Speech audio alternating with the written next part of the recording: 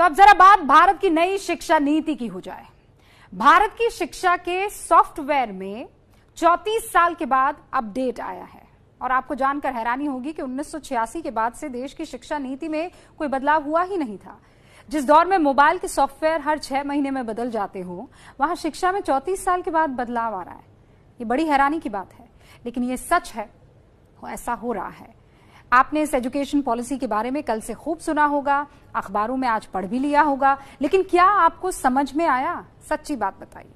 ऐसा इसलिए है क्योंकि अभी तक इस नई शिक्षा नीति को सरल और आसान भाषा में किसी ने आपको समझाया ही नहीं है।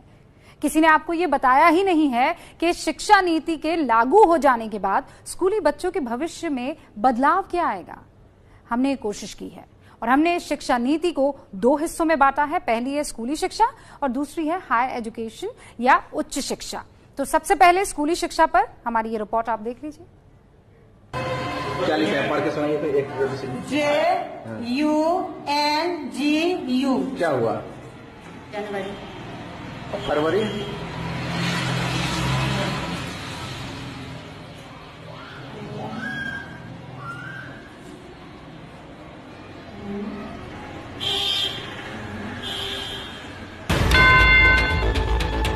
हमारे देश के स्कूलों से जब भी ऐसे वीडियो आए, हमारी शिक्षा नीति पर बड़ा सवाल खड़ा हुआ। शिक्षा के इसी स्तर की वजह से हमेशा हमारी एजुकेशन पॉलिसी की आलोचना होती रही है। 34 साल तक जो नीति अपडेट नहीं होगी, उसमें जंग तो लगेगा। इसीलिए अब सरकार ने शिक्षा के स्तर को सुधारने के लिए नई एजुकेशन पॉलिसी का ऐलान किया है। शिक्षा नीति में बहुत से ऐलान हुए हैं और बहुत से कंफ्यूजन भी है। हम आपके सारे सवालों के जवाब देने की कोशिश करेंगे। तो सबसे पहले बात स्कूली शिक्षा की। अभी पूरे देश में स्कूली पढ़ाई 10+2 के ढांचे में चलती थी। अब स्कूली पढ़ाई 5+3+3+4 होगी, यानी आपके बच्चे की स्कूली शिक्षा के 15 वर्षों को 4 अलग अलग हिस्सों में बांटा गया है। कैसे, ये समझ लीजिए। पहले 5 साल में प्री स्कूलिंग या आंगनबाड़ी के 3 साल और कक्षा 2 तक की पढ़ाई होगी। दूसरा है अगले 3 साल कक्षा 3 से 5वीं तक की पढ़ाई, अगले 3 साल 6ठी से 8वीं तक की पढ़ाई और फिर 4 साल कक्षा 9वीं से 12वीं तक की पढ़ाई। अब ये समझिए कि इन सब में बदलाव क्या हुआ है। सरकार 3 से 6 साल की उम्र के बच्चे के लिए एक अलग पाठ्यक्रम बनाएगी, जिसमें खेलकूद और एक्टिविटी ज्यादा शामिल होंगी। इसके बाद पहली से तीसरी कक्षा तक के बच्चों की बुनियादी शिक्षा पर जोर दिया जाएगा। 9 साल तक के बच्चे की बेसिक साक्षरता और बेसिक संख्या ज्ञान पर फोकस किया जाएगा। कक्षा 6 से बच्चे का विषयों से परिचय करवाया जाएगा। 9वीं के बाद अब आर्ट, साइंस या कॉमर्स जैसी स्ट्रीम खत्म हो गई है। छात्र चाहे तो वो कोई भी सब्जेक्ट चुन सकता है। अभी जो रिजिड सेपरेशन है कि ये एक्स्ट्रा करिकुलर एक्टिविटी है अगर आप स्पोर्ट्स में चले गए, ये को करिकुलर एक्टिविटी अगर आपने डिबेटिंग कर ली, आप म्यूजिक सीखना चाहते हैं तो वो एक्स्ट्रा है, या वोकेशनल सीखना चाहते हैं तो वो नॉन एकेडमिक है। वो सारा जो सेपरेशन है वो हट जाएगा। सारे सब्जेक्ट्स पढ़ाए जाएंगे, music, arts, sports, vocational, academics, everything will be on the same level. सरकार ने एक्स्ट्रा करिकुलर या को करिकुलर एक्टिविटी जैसे किसी भी विषय को खत्म करने की कोशिश की है, लेकिन साथ ही नई शिक्षा नीति में एक नई चीज भी है। यह है वोकेशनल कोर्सेज। हिंदी में मतलब हुआ व्यावसायिक शिक्षा। नई एजुकेशन पॉलिसी के तहत कक्षा 6 से बच्चे की वोकेशनल क्लास शुरू होगी। उसे स्थानीय शिल्प या व्यापार के बारे में बताया जाएगा। साल में 10 दिन बच्चा लोकल क्राफ्ट और ट्रेड में इंटर्नशिप भी करेगा। इसमें इंटर्नशिप्स भी हम पॉलिसी में लेके आए हैं कि बच्चा जो लोकल क्राफ्ट्स पर्सन है या ट्रेड पर्सन है, वहां जाकर के बैगलेस डे करके 10 दिन की इंटर्नशिप साथ में उनके साथ बैठ के करे। चाहे वो लॉन्ड्री चलाता हो, कारपेंटर हो, इलेक्ट्रिशियन हो, उसके वहां जाके अटैचमेंट करके बच्चा समझे कि लोकल क्राफ्ट्स, ट्रेड्स क्या हैं। अब जरा बोर्ड एग्जाम की बात कर लेते हैं। पूरे देश की स्कूली शिक्षा में बोर्ड की परीक्षाओं का दबाव बहुत ज्यादा होता है। कई बच्चे तो इस वजह से आत्महत्या भी कर लेते हैं। इस दबाव को कम करने के लिए नई शिक्षा नीति में बोर्ड परीक्षाएं कम करने के तरीके बताए गए हैं। बोर्ड एग्जाम 2 भागों में होंगे, ऑब्जेक्टिव और डिस्क्रिप्टिव। साल भर में 2 बार एग्जाम होंगे। रट कर पढ़ने के बजाय समझने पर ज्यादा जोर होगा।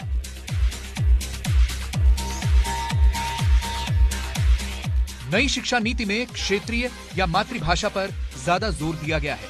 ऐसा इसलिए किया गया है ताकि हिंदुस्तानी छात्रों के ऊपर से अंग्रेजी का हव्वा कुछ कम हो। नई शिक्षा नीति में कहा गया है कि जहां तक संभव हो 5वीं तक मातृभाषा या क्षेत्रीय भाषा में पढ़ाया जाए। हो सके तो 8वीं तक भी ऐसे ही क्षेत्रीय या मातृभाषा में पढ़ाई हो। लेकिन इसका मतलब ये नहीं कि अंग्रेजी स्कूलों में अब हिंदी में पढ़ाई होने लगेगी। ये भाषाएं तब जिंदी रहेंगी जब क्षेत्रीय वहां का व्यक्ति उनको बोलेगा, पढ़ेगा, लिखेगा, तो ये तो जिंदी रहेंगी। इसलिए इस नई शिक्षा नीति में जो पहली 5वीं तक की जो शिक्षा है वो अपनी मातृभाषा में, वो अपने क्षेत्र की भाषा में होगी, और यही मांग भी रही है हमेशा सबकी। सरकार ने इसमें साफ साफ कहा है कि जहां तक संभव हो वहां ऐसा किया जा सकता है। नई शिक्षा नीति से सरकार की कोशिश बुनियादी शिक्षा में बदलाव लाने की है, लेकिन उस पर सवाल भी उठ रहे हैं। दिल्ली सरकार ने इसे प्राइवेट स्कूलों को बढ़ावा देने वाला बताया है। ये पॉलिसी सरकारी स्कूलों को इम्प्रूव करने की अपनी जिम्मेदारी से भाग रही है। ये पॉलिसी इस पे कोई बात नहीं करती कि सरकारी स्कूल सिस्टम को देश में सुधारा जाएगा और इतना अच्छा किया जाएगा कि लोग प्राइवेट स्कूल पे डिपेंड ना करें, बल्कि इसके उलट ये पॉलिसी प्राइवेट स्कूल एजुकेशन को बढ़ावा दे रही है।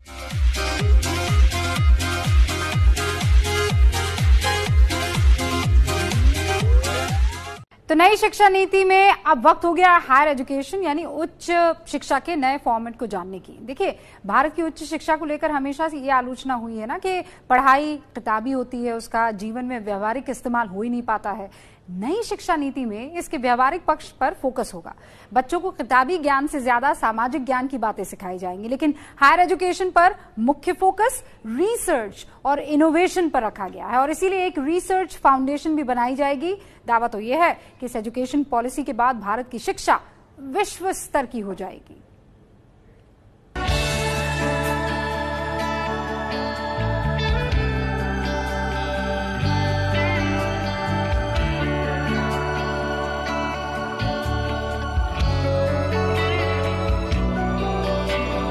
नई शिक्षा नीति में उच्च शिक्षा के लिए सबसे बड़ा बदलाव यह है कि अगर किसी कारणवश पढ़ाई बीच में छूट जाती है तो वो साल बर्बाद नहीं होंगे। अभी ऐसा होता था, लेकिन अब ये नहीं होगा।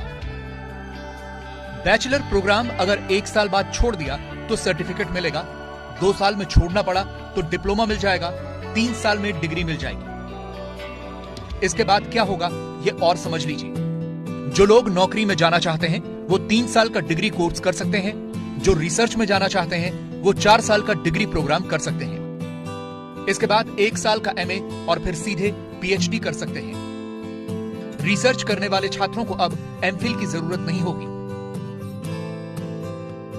डिग्री प्रोग्राम के लिए अब छात्र कोई भी सब्जेक्ट मेजर या माइनर के तौर पर चुन सकते हैं। आसान भाषा में उच्च शिक्षा के सचिव अमित खरे समझा रहे हैं।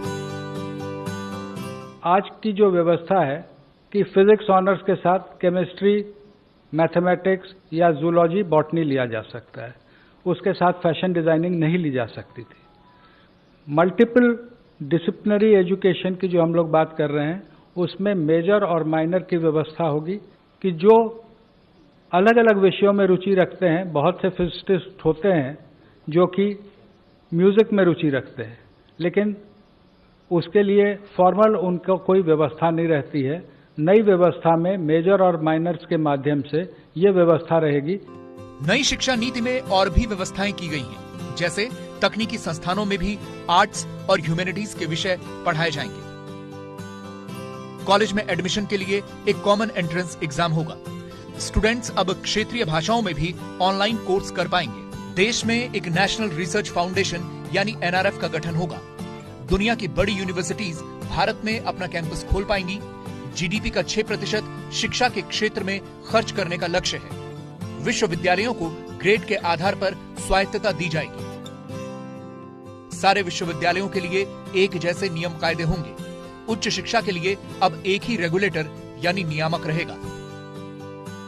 4 में से 1 छात्र केवल कॉलेज की पढ़ाई कर सकता है। अब 50% छात्र उस उम्र के कॉलेज में जाए, यह हम देखेंगे। इसका मतलब दुगुना अवसर मिलेगा और दुगुना उसका ग्रामीण क्षेत्रों में कॉलेज का प्रशिक्षण ज्यादा बढ़ेगा।